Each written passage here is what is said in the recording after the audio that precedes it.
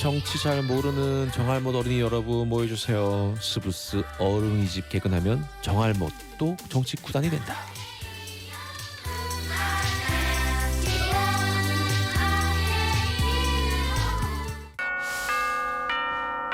1교시 시간 항상 정치 언어 독해 시간이에요. 네. 우리말이지만 이 영어보다도 독일어보다 더 어려운 정치 언어를 한 땀 한 땀 해석해 드리는 시간입니다. 민주당은 3+1이 의견차를 좁히지 못했던 연동형 캡과 석패율제에 대해 곧 합의안이 도출될 것으로 보인다. 자, 이 내용인데요. 굉장히 어렵죠. 예. 어렵네요. 네네. 그래요. 네. 3+1이 왜 3+1일까 생각을 해보면은 네. 제가 지난번 우리 이 스브스 어린이집에서 교섭단체 얘기한 적 있지 않습니까? 네네네. 현재 우리 국회 교섭단체는 3개가 있습니다. 네. 자유한국당하고 민주당, 그다음에 바른미래당이 있지만 네네. 바른미래당은 현재 실질적으로는 교섭단체는 아닙니다. 쪼개져 등록은 있죠. 돼 있지만 쪼개져 네, 있기 네. 때문에 네네네. 그래서 이 3은 교섭단체가 아닌 정당들입니다. 네. 바른미래당, 당권파, 민주평화당 그리고 정의당. 네. 그다음 플러스 1은 뭐냐? 당도 아닌 곳. 지금 현재 상태에선 창당준비위원회 수준입니다. 네. 그 4+1 협의체가 숫자는 어느 정도가 됩니까? 현재 과반은 넘습니다. 전부 합치게 되면 민주당이 129명이고요. 바른미래당 당권파라고 이제 손학규계라고 합니다. 이제 네네. 8명이 되고요. 정의당 6명, 민주평화당 현재 4명입니다. 그 대한신당 8명 해서 150석은 캡 앞서서 우리가 알아야 될 개념 연동형 비례대표제가 뭔지 다시 한번 복습하겠습니다. 제가 한숨을 또 한번 먼저 쉬고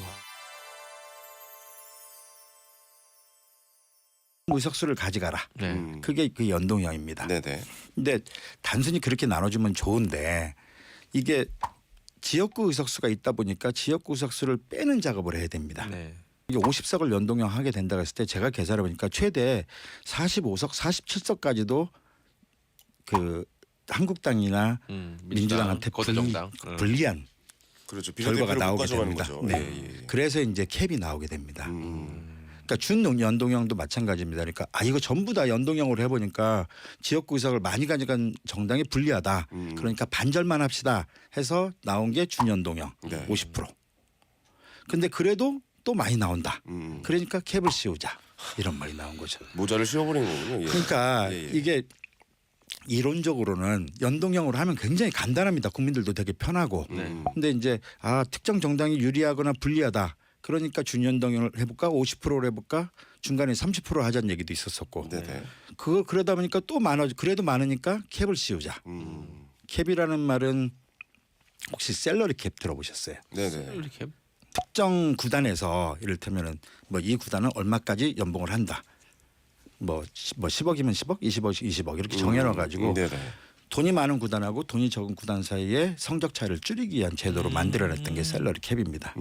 이 캡이란 제도도 유사하게 가져온 것 같습니다. 그래서 득표에 따라 가지고 불균형이 생기지 않도록 좀 균형을 좀 맞춰보자 하는 취지에서 나온 게 캡이 나오게 된 겁니다. 알겠습니다. 연동형이 일단 가장 기본이고 네네. 거기서 준 붙이는 건 그냥 연동형으로 하면 너무 폭이 커지니까 그렇죠. 이 연동에 적용되는 의석수의 상한선을 좀 줄여보자 해서 준을 붙였다가 그래도 많다 해서 또 그래서? 캡을 거의 되씌운다.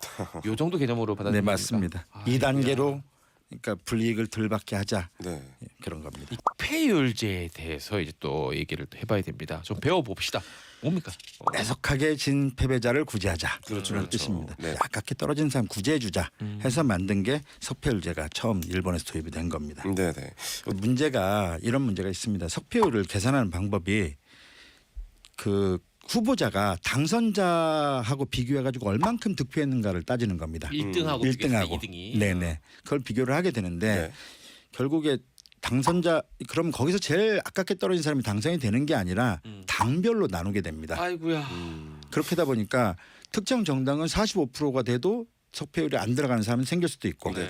그다음에 10%가 되더라도 석패율로 당선되는 사람이 생길 수가 있는 겁니다. 대통령이 처음에 석패율을 도입하자고 했던 이유는 특정 지역에서 특정 정당의 독식을 막자라는 겁니다. 그러니까 호남에서 뭐 민주당이 독식을 하거나 그렇죠. 영남에서 한국당이 독식을 하거나 이런 일은 없어야 되지 않겠냐. 그러려고 하면 아깝게 떨어진 사람이라도 그 지역에서 당선을 시켜가지고 호남에도 뭐 한국당 후보자가 당선이 될 수 있도록 국회의원에 나올 수 있도록 영남에서도 민주당 국회의원과 정의당과 뭐 이런 국회의원 나올 수 있도록 하자라는 그런 취지에서 만들어진 겁니다. 이게 이제 4+1에서 석패율은 이제 안 하기로 했다고 하니까 오늘 바로 발표가 됐죠. 1시간 전에 나온 뉴스, 네. 30분 전에 나온 이제 국민들은 잊으셔도 될 것 같습니다. 석패율은 이제 This is 이게 정치 show.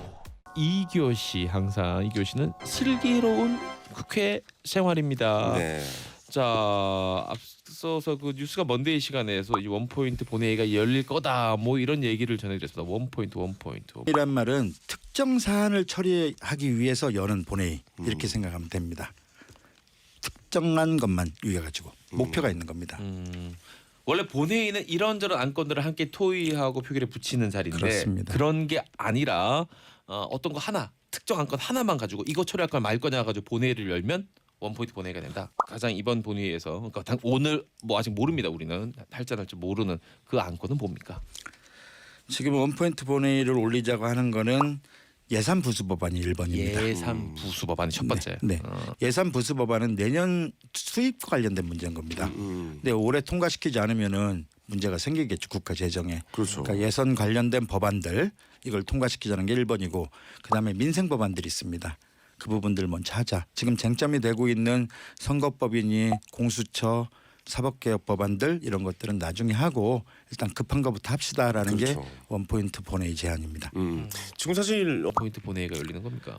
긴급한 사안이 있는 경우에도 열립니다. 그러니까 열리기도 갑자기 하고 처리해야 될 거 생겼을 때. 그렇습니다. 네, 그러니까 오케이. 그건 인정할 수 있지. 네, 오케이. 원포인트 본회의뿐만 아니라 사실 상임위에서도 비일비재하게 열립니다.